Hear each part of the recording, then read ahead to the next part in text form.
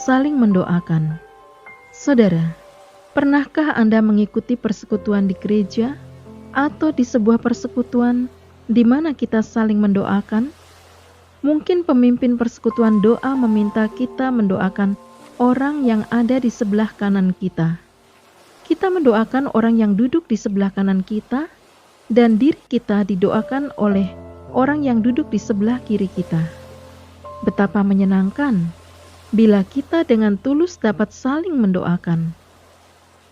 Namun kadang-kadang kita tidak dapat bersikap terbuka terhadap saudara seiman yang duduk di samping kita, atau saudara seiman yang duduk di sebelah kita tersenyum ketika kita bertanya, apakah yang perlu didoakan? Dia mengatakan apa saja, atau hanya minta didoakan agar Tuhan memberi kesehatan yang baik. Tetapi di dalam lubuk hatinya ia menangis. Ada beban berat, ada masalah besar yang ia hadapi, yang tidak bisa ia kemukakan. Ada banyak orang di sekitar kita yang tersenyum kepada kita dan selalu mengatakan baik-baik ketika kita tanya apa kabar.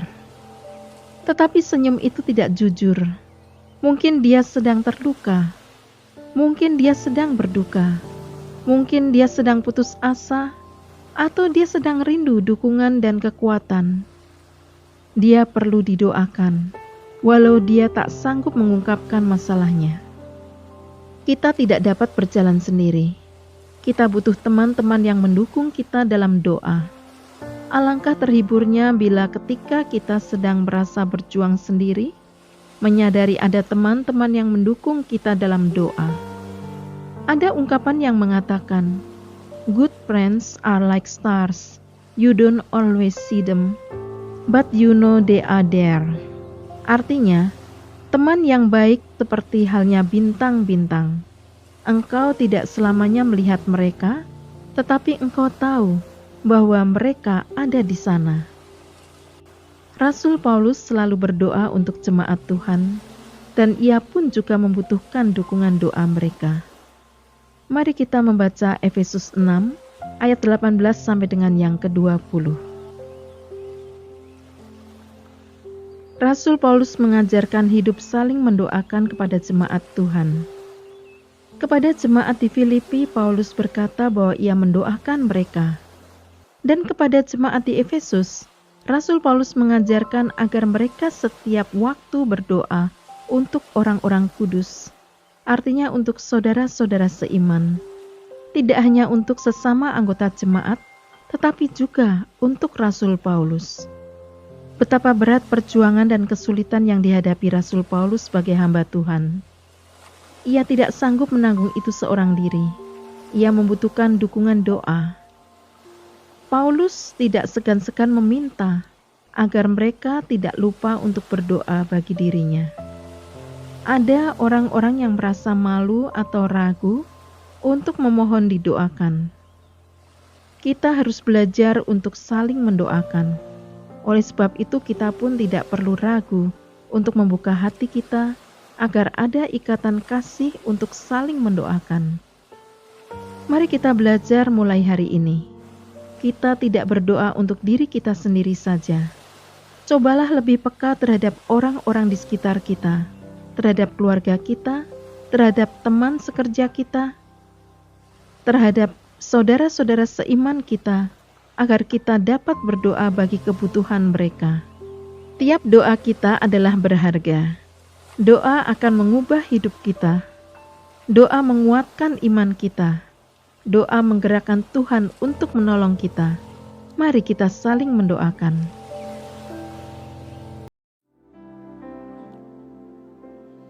Ku yakin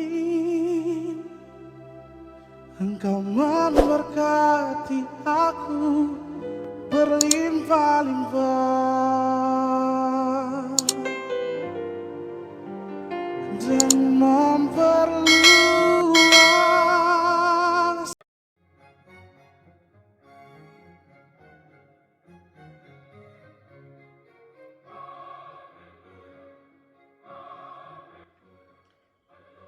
Shalom Bapak Ibu, dan saudara-saudara yang dikasihi Tuhan. Firman Tuhan pada hari ini terambil dari 1 Tesalonika pasal yang ke-5, ayatnya yang ke-25. Demikian firman Tuhan. Saudara-saudara, doakanlah kami. Kalimat yang sangat penting dalam penutup surat Paulus kepada jemaat di Tesalonika. Tentu kalimat pendek ini bukan hanya sekedar sebuah permohonan dukungan doa, tetapi sebenarnya juga sedang mengatakan kepada kita bahwa ini juga adalah sebuah pengakuan betapa pentingnya dukungan doa. Jika orang sebesar Paulus dalam tanda kutip sangat membutuhkan doa dari jemaat di Tesalonika, maka sebenarnya betapa kita sangat memerlukan dukungan doa. Dan juga sangat perlu untuk mendoakan sesama saudara-saudara di dalam Tuhan.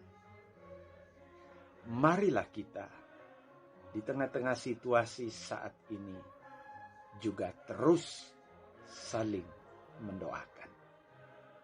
Kiranya Tuhan Yesus yang penuh dengan belas kasihan dan rahmat memberkati kita sekalian. Amin.